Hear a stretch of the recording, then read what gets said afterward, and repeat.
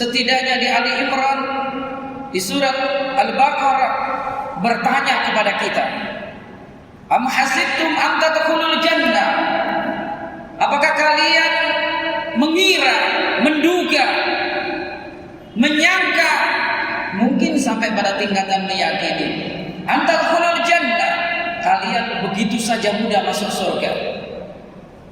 Walamma ya'lamillahu alladhina jahadu minkum wala ya'lamas sabirin. Sebelum Allah betul-betul meyakinkan kepada kita semua teruji dengan nyata, nampak, terlihat bahwa kita ini, di antara kita semua ini telah bersungguh-sungguh, telah berjihad, telah bermujahadah, dan para intelektual telah berjihad. Wala ya'lamas sholihin, dan telah teruji kesabaran kita. Kalau menurut ayat ini, hamba-hamba Allah yang beriman, hamba-hamba Allah yang akan diuji oleh Allah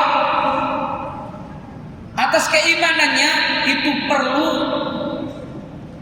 pembuktian, perlu fit and proper test, perlu uji kelayakan. Karena surga bukan sesuatu yang murah. Surga bukan diobral oleh Allah Subhanahu wa taala dalam situasi normal. Tapi Allah ingin bahwa kita telah membuktikan itu. Karena itulah perlu kita ketahui. Pertanyaannya adalah kesungguhan jihad mujahadah seperti apa? Kalau di ayat lain Allah katakan, am hasibtum an tadkhulul jannah walamma ya'lamillah walamma ya'tikum masalul ladzina khalu min qablikum massatuhumul ba'sa wa dharra wa zulzilu hatta yaqula ar-rasul wal ladzina amanu ma'a mata nasrullah inna nasrallahi qarib. Apa kalian mengira, menyangka masuk surga padahal belum datang kepada kalian, belum mengenai kepada kalian masadhumul ba'sa wa dharra, penderitaan. Pertanyaannya, penderitaan seperti apa? Kondisi di mana kita masadhumul ba'sa wa dharra, kesempitan. Kalau tanya ayat ini hari ini, tidak ada negeri yang lebih menderita, tidak ada negeri yang mengalami kesempitan melebihi saudara kita yang ada di Palestina. Kalau kita lihat itu Palestina, seluruh orang-orang beriman, terutama di Gaza, menanamkan kepada anaknya, istrinya, cucunya, bahwa apa yang mereka alami hari ini, begitulah dulu para nabi dan rasul sahabatnya mengalaminya. Masadhumul ba'sa wa dharra wa zulzilu, mereka digoncang keluarganya, digoncang mentalnya, digoncang negerinya dengan dentuman bom yang tidak pernah berhenti, kurang lebih selama seminggu ini. Pertanyaannya, kita seperti itu atau tidak? Tentu belum kita.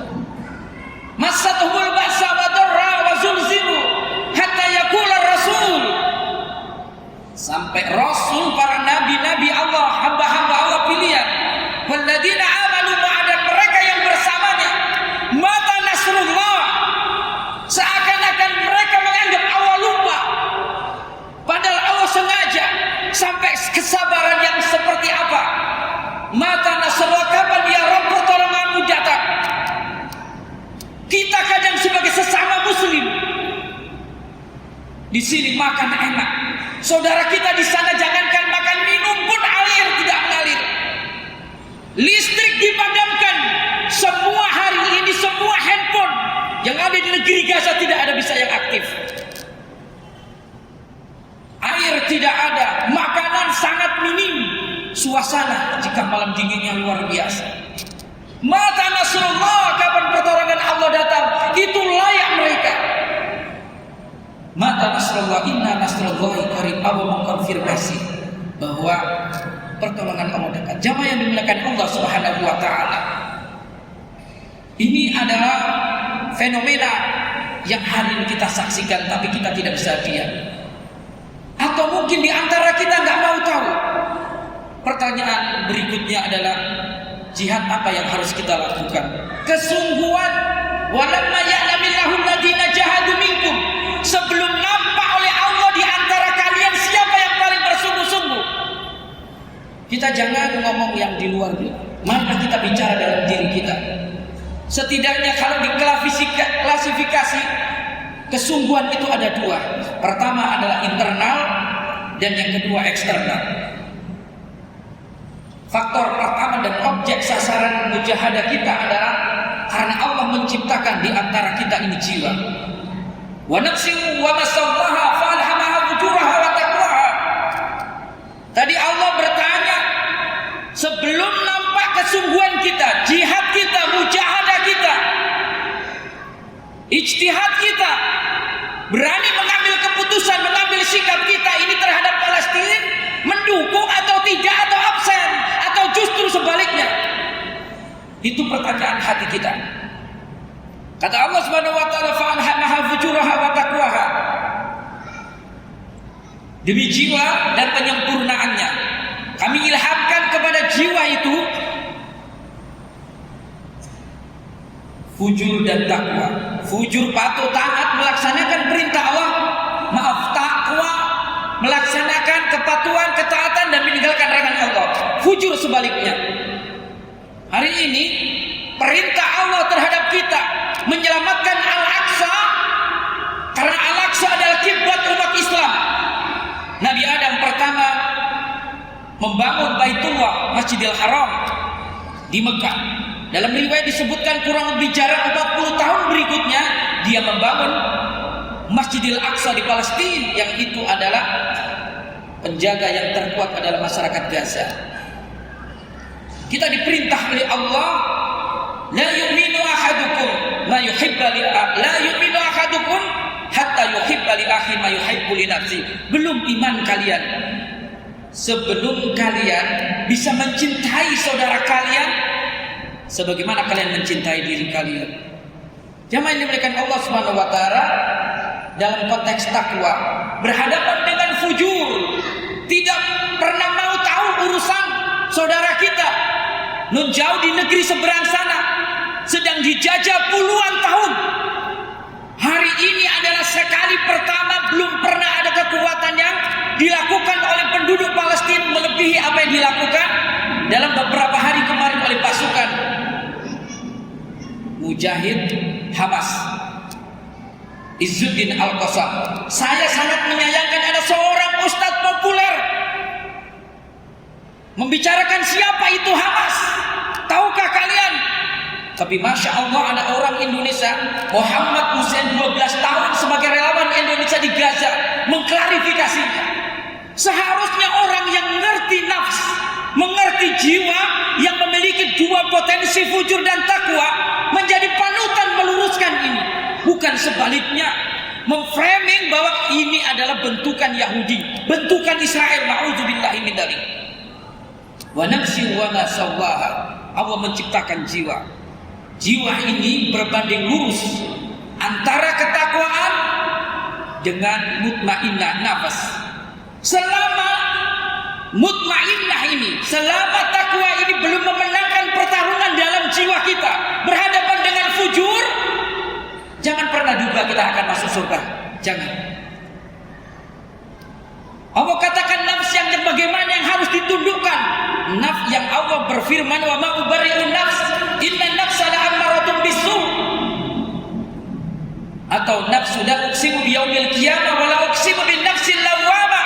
Nafsu yang kadang mau iman, mau taat, kadang tidak. Kalau yang amaratun bisu ini seluruh nafsu, orientasinya adalah kepada materi, kepada duniawi, kepada hal-hal yang fisik. Mungkin kita gak pernah membayangkan, gak pernah makan seminggu. Mungkin kita tidak pernah hidup di Jakarta ini dalam kepadaman waktu berhari-hari, mungkin berminggu-minggu. Kita tidak pernah membayangkan bisa air berhenti di rumah-rumah kita dari PAM, karena semua sudah dibombardir, sudah dihancurkan. Itu namanya orang yang orientasinya kepada ammarah bisu. Sebelum ammarah bisu, sebelum nafsu lawwamah tunduk dengan mutmainnah, ya ayyuhan nafsul mutmainnah irji'i ila rabbiki radiyatan mardiyah fadkhuli fi ibadi wadkhuli jannati. Allah hanya memanggil orang yang jiwanya tenang di dalam istiqomah ketaatan kepada Allah, menjalankan semua perintah, menjauhi larangannya. Allah hanya memanggil ini yang akan masuk surga. Dan ini ayat berbanding lurus dengan bahwa surga itu hanya dijanjikan mereka yang takwa. Maka takwa, nafsu mu'atmainnah harus mengalahkan fujur, harus mengatakan nafsu lawwamah dan nafsu amarah. Sebelum ini terbukti di hadapan Allah, disaksikan Allah, malaikat-malaikatnya, orang-orang beriman. Jangan pernah kita mengira masuk surga. Yang kedua, faktor internal adalah hawa nafsu. Kata Allah Subhanahu wa taala, hawa itu keinginan nafsu diri. Afara'aita man ittakhadha ilahahu hawa. Pernahkah kalian melihat, menyaksikan, mengetahui orang telah menjadikan hawa nafsunya sebagai tuhannya? Kalau manusia itu sudah menuruti semua keinginannya, keinginan bicara, keinginan berpikir, keinginan makan, keinginan duniawi lain, maka kalau dia melebihi tunduk patuhnya kepada Al-Quran dan Sunnah, dia telah menyembah hawa nafsunya. Kalau dia mengikuti ide-ide, gagasan-gagasan pemikiran orang, maka dia telah menjadikan hawa nafsu manusia sebagai Tuhannya. Afara'aita man ittakhadha ilahahu hawa afa anta takunu alaihi wakila. Apakah yakin kalian bisa mengendalikan hawa nafsu itu? Kata Allah, am taksiba anna aksarahum yasma'una aw yaqiluna illa kal an'ami bal hum adallu sabila. Pernahkah kalian mengira, kata Allah Subhanahu wa taala, bahwa sesungguhnya manusia itu alat pendengarannya yang bisa mendengar itu, otaknya, hatinya itu yang telah diberi oleh Allah. Ketika diperintah oleh Allah, apakah dia mau dengar atau mau merenungkan, memikirkan? Ternyata Allah membalas konfirmasinya, illa kal an'ami bal hum adallu sabila. Kebanyakan manusia itu seperti hewan ternak, seperti binatang, bahkan lebih sesat, lebih hina, lebih buruk daripada perilaku binatang. Alhamdulillah masjid ini penuh ketika sholat Jumat. Apakah sepenuh ini ketika sholat asar, sholat zuhur, sholat maghrib, sholat isya? Bukankah mereka seperti binatang ternak, pura-pura dengar? Itu Allah telah mengkonfirmasi. Maka orang-orang yang telah menjadikan hawa nafsu, kata Allah, wa'adalallahu ala ilmin, Allah sesatkan dia dengan ilmu pengetahuan, sekalipun profesor dia. Bukankah banyak manusia ngaku Islam, ngaku iman, baca buku komunis langsung jadi komunis, baca ide-ide, gagasan, pemikiran-pemikiran, aliran-aliran pemahaman keagamaan, langsung dia taken for granted. Bahkan yang di luar Islam yang hari ini tren, sekulerisme, pluralisme, liberalisme, positivisme, dan isme-isme yang lain, itu semua produk hawa nafsu. Banyak manusia tersesat dengan ilmu pengetahuan tentang ini. Afara'aita man ittakhadha ilahahu hawa wa adallallahu ala ilmin wa khatama ala sam'ihi. Allah telah mengunci hati, telah mengunci pendengarannya, menutup mati pendengarannya. Wa khatama ala sam'ihi, pendengarannya, wa basar wa ja'ala ala basarihi gisawa. Alat fungsi indrawinya tidak lagi berlaku, baik pendengarannya, baik hatinya, baik matanya. Kata Allah Subhanahu wa taala, kalau sudah begini orang yang menuhankan hawa nafsu, faman yahdi min ba'd, siapa lagi yang akan bisa memberinya dia petunjuk ke dalam jalan yang lurus? Tentu tidak. Jamaah yang dimuliakan Allah, ini objek epicentrum internal di mana kita harus bersungguh-sungguh. Kata Rasulullah, yu'minu ahadukum hatta takunu hawahu lima jitu bi. Kalian belum sempurna, minimal belum sempurna imannya, bisa sampai kepada belum beriman. Hatta takunu hawahu lima jitu bi. Sebelum hawa nafsu kalian, keinginan kalian tunduk dengan yang datang bersamaku, Al-Quran dan Sunnah Sahihah Rasulullah SAW. Ini faktor internal dua. Siapa yang mampu menunduk nafas dan hawa nafsu ini dipastikan menghadapi faktor eksternal dia mudah. Inilah objek epicentrum garapan kenapa kita bermujahadah, kenapa kita berjihad, kenapa ini butuh nafas panjang. Karena hawa nafsu tidak akan berhenti sebelum manusia mati. Nafsu juga sama. Dan setan bermain di dua wilayah ini ingin mengendalikan hati dan akal manusia. Walaupun setan itu faktor eksternal. Jamaah yang dimuliakan Allah Subhanahu wa taala. Faktor eksternal hanya saya terangkan satu saja. Yaitu karena Allah menciptakan orang kafir. Sebetulnya banyak adanya duniawi ini. Adanya setan yang diciptakan Allah. Allah menciptakan orang kafir terutama Yahudi dan Nasrani. Kita seberapa membuktikan di hadapan Allah bahwa kita membela agama Allah, membela tanah Palestina, membela bumi Allah di mana masjid Allah kiblat umat Islam. Kalau kita sholat di sana 1000 kali dibandingkan masjid yang lain kecuali Masjidil Haram dan Masjid Nabawi. Jamaah yang dimuliakan Allah Subhanahu wa taala. Bumi Palestina adalah nama lainnya bumi Kan'an. Tanah Kan'an adalah memiliki tanah di mana anak cucu Nabi Ibrahim. Di antara anak cucu Nabi Ibrahim adalah Yakub. Ishak punya anak nama Yakub. Yakub punya anak ada Yusuf dan ada Yahuda. Yahuda inilah yang paling banyak memiliki keturunan yang hari ini meninggalkan Bani Israel. Yahudi laknatullah alaihi itu. Dia imperator Mesir ketika zaman Nabi Musa di Mesir. Kemudian dia balik lagi. Tapi tanah Kan'an hari itu tidak kosong. Masih ada anak keturunan Nabi Ibrahim yang lurus. Di antara anak adalah warga tanah, warga dari bangsa Arab yang juga keturunan Nabi Ismail menghuni tanah Kan'an itu. Mereka adalah penduduk asli yang mereka hari ini itu berada di Gaza, berada di Rafah, berada di sekeliling Baitul Maqdis atau Al-Aqsa. Mereka adalah pemilik sah lahan itu. Yahudi telah menempati tempat tapi dia ingin menguasai seluruhnya, menjajah bangsa Arab yang ada di Palestina. Maka kalau hari ini kita diam, kita hari ini sok tidak tahu, ingatlah para ulama sepakat, para ahli tafsir sepakat, banyak pendapat yang itu diyakini oleh para imam-imam dari mulai Syafi'i, Hambali, Maliki, dilanjutkan kepada tabi'ut tabi'in, kepada para ulama-ulama di Timur Tengah. Kenapa Allah hancur habiskan kaum Ad? Kenapa Allah habisi kaum Samud, kaum Sadum dan kaum-kaum yang dimurkai oleh Allah, tapi Allah meninggalkan satu kaum yang paling wala ta'lunna uluwan kabira, berkali-kali melakukan perbuatan yang melewati batas. Tapi dunia diam. Itulah Israel, itulah Bani Israel, itulah Yahudi yang hari ini ingin melakukan genosid, membumi hanguskan. Menurut berita hari ini 100, bahkan ada yang memberitakan sampai 200.000 mereka akan bergerak ke Gaza. Karena tidak, kalau Gaza ini sudah mereka kuasai, selesai sudah Palestina termasuk Masjidil Aqsa habis akan dikuasai oleh Yahudi laknatullah ini. Kata para ulama sepakat, kalau sekarang Yahudi dihabisi Allah habis, sejak dahulu mungkin tidak ada.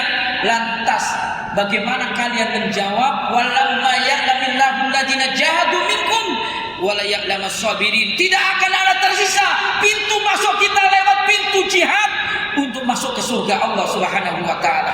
Tertutup karena bangsa yang paling benci kepada orang beriman. Sebagaimana kata Allah, la tajidanna asyaddan ladina amanu al-yahud walladzina asyraku. Kamu akan dapati manusia yang paling membenci orang beriman adalah orang Yahudi dan orang-orang syirik. Allah telah menjelaskan walan tarda angkal yahudu walan nasara hatta tattabi'a millatahum. Yahudi memang agama bloodline religion, kita tidak bisa masuk agama Yahudi. Tapi cara kita mikir, otak kita, pandangan hidup kita, fikrah kita, paradigma kita akan dibuat mengikuti mereka. Bukankah telah sukses Yahudi meracuni lembaga-lembaga pendidikan di mana mereka telah merusak agama-agama sebelumnya lewat metode hermeneutik.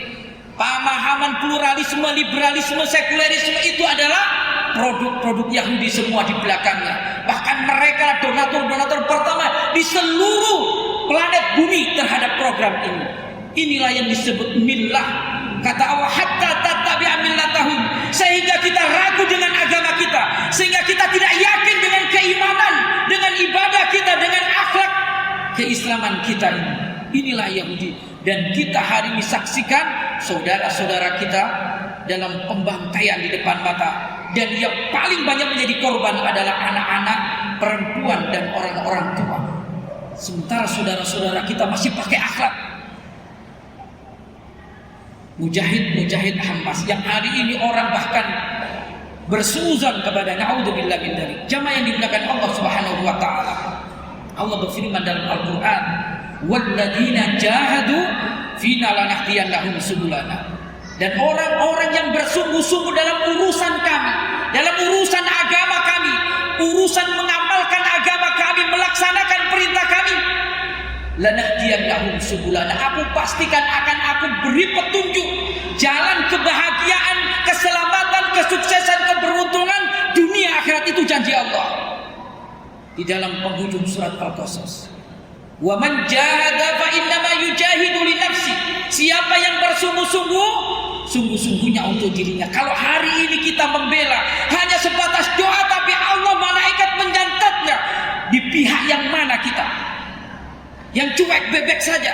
Jangankan berdoa infak, malah dia berprasangka buruk. Dan itu banyak menjangkiti para intelektual cendekiawan, tidak terkecuali para ulama-ulama yang disebut masyarakat. A'udzubillah min dzalik. Karena Rasulullah mengingatkan, jangan kalian seperti ulama Bani Israil. Mereka melakukan amar munkar nahi ma'ruf, bukan amar ma'ruf nahi munkar. Jamaah yang dimuliakan Allah Subhanahu wa taala.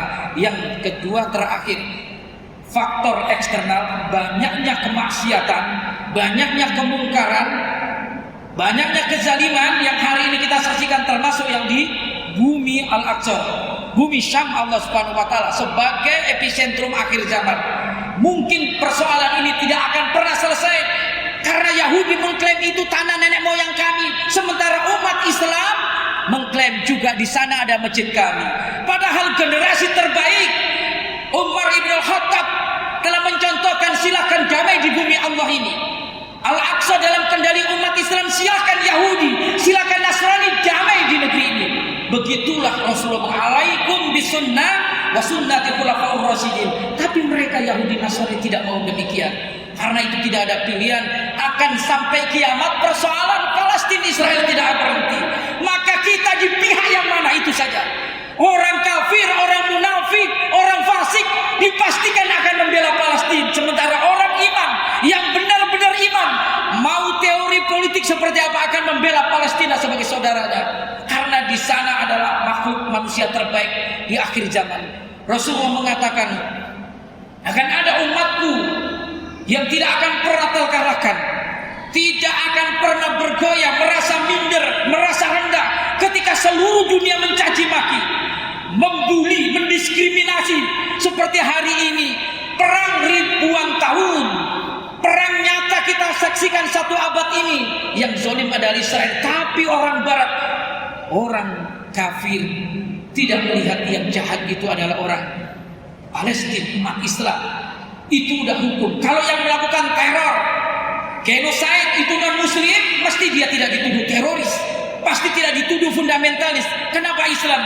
Kalau sesuatu yang benar memang demikian. Karena Allah ingin tahu seberapa sabar kita. Walamma ya'lamillahu alladziina jahadu minkum wa la ya'lamas sabirin.